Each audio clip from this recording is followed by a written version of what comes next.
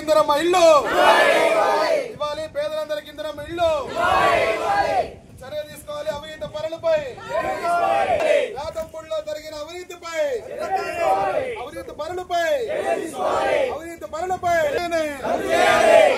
ఇందిరమ్మ కమిటీని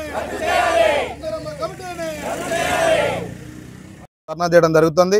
ఇప్పటికే మీ అందరికీ తెలుసు, ఈ యొక్క సుజాతనగర్ మండలంలో ఈ మధ్యకాలంలో కొత్తగూడెం క్లబ్లో జరిగినటువంటి పొంగులేటి శ్రీనివాసరెడ్డి గారు, అదేవిధంగా స్థానిక శాసనసభ్యులు మన కోననేని సాంబశివరావు గారు, వారు ఇద్దరు కలిసి మా యొక్క సుజాతనగర్ మండలంలో ఇందిరమ్మ ఇల్లుని ఇవ్వడం జరిగింది. అవి వచ్చిన తర్వాత ఊళ్ళల్లో గొడవలు స్టార్ట్ అయినాయి. ఒక ఊరితోనే కాకుండా నియోజకవర్గంలో అనేక గ్రామాల్లో గొడవలు అవుతున్నప్పటికీ ఈరోజు సుజాతనగర్ మండలంలో ఈ స్టేషన్ పేదంపూడి గ్రామంలో ఈరోజు ప్రధానంగా రాత్రి నుంచి గొడవ అవుతుంది. పేపర్లో కానీ టీవీలో కూడా ఆల్రెడీ ఇప్పటికే వస్తున్నటువంటి పరిస్థితి. నిన్న చూసినట్టయితే బేతంపూడి వారు ఒక సిపిఐ పార్టీ వారు, కాంగ్రెస్ పార్టీ వారు, వారి యొక్క పార్టీకి సంబంధించిన ప్రజలే ఈ యొక్క ఇందిరమ్మ కమిటీ వేయటం వల్ల ఇందిరమ్మ కమిటీ వారు మాకు 50,000 నుంచి 70,000 లక్ష రూపాయలు కావాలని డిమాండ్ చేస్తుంటే కొంతమంది డబ్బులు ఇచ్చిన వాళ్ళకే వచ్చినాయి, డబ్బులు లేనటువంటి వారికి రాలేదు అనేటువంటి పరిస్థితి ఉంది. అదేవిధంగా ప్రధానంగా చూస్తే వారికి మొదటి లిస్టులో పేరు వచ్చింది, రెండో లిస్టులో పేరు వస్తుంది, మూడో లిస్టులో చూసినట్టయితే వారు డబ్బులు ఇవ్వలేదనే ఉద్దేశంతో వాళ్ళకి ఇల్లు రాలేదని ఈరోజు గొడవ చేస్తున్నారు. ఈరోజు మేము పార్టీ పరంగా గొడవ చేయట్లేదు.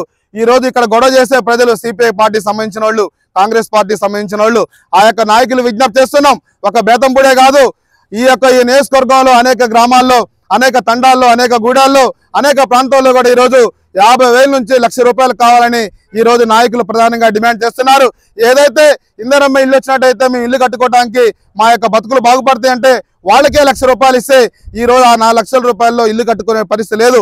ఈ రోజు ఈ ప్రభుత్వం కానీ, స్థానిక ఉన్నటువంటి ఎమ్మెల్యే గారు కానీ, ఈ యొక్క జిల్లాలో ఉన్నటువంటి మంత్రులు కానీ ప్రధానంగా దృష్టి సాధించండి.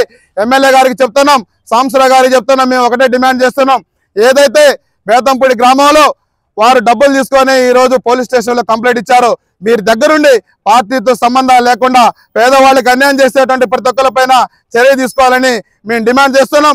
రానున్నటువంటి కాలంలో అనేక ప్రజా పోరాటాలను కూడా పెద్ద ఎత్తున చేయడానికి మేము డిమాండ్ చేస్తూ ఈ జిల్లాలో ఉన్నటువంటి రైతాంగ సమస్యలు కూడా ఈరోజు సీతారాం ప్రాజెక్టు ఉంది, సీతారాం ప్రాజెక్టు నీళ్లు కూడా సింగోపాలెం ప్రాజెక్టు రాకపోవడం వల్ల ప్రజలు అనేక ఇబ్బంది పడుతున్నారు. సుజాతనగర్ మండలంలో ఉన్నటువంటి రైతాంగం అందరూ కూడా రానున్నటువంటి కాలంలో పెద్ద ఎత్తున ఈ సీతారాం ప్రాజెక్టు గురించి, పేదలకు ఇందిరమ్మ ఇళ్ల గురించి, అనేక రకాలైన సమస్యల కోసం పోరాటానికి సిద్ధంగా ఉన్నాం.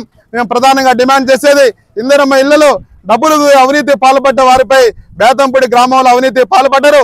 జిల్లా కలెక్టర్ గారు ఈ యొక్క సమస్య మీద మీరు సమగ్ర విచారణ చేపించి బేతంపూడిలో ఇందిరమ్మ కమిటీని రద్దు చేయాలి. అర్హులైనటువంటి పేదలందరూ కూడా ఇల్లు ఇవ్వాలని ప్రధానంగా డిమాండ్ చేస్తూ అర్హులైన పేదలందరికీ